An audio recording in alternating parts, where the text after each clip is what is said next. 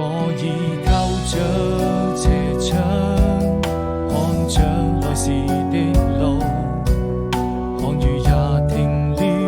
風涼過地也不只是孤獨，彷彿聽見你的腳步飄向遠處，鐘樓鐘聲訴說着人們的思念，人在旅途，從那年夏天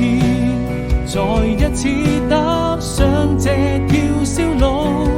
走到哪裏你是否會把一切都好好記住，鬆開手，等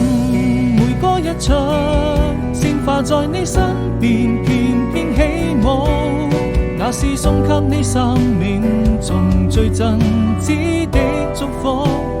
我們要幸福。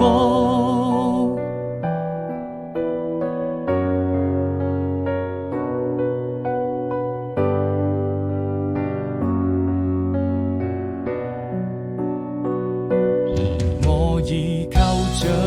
斜窗，看着來時的路，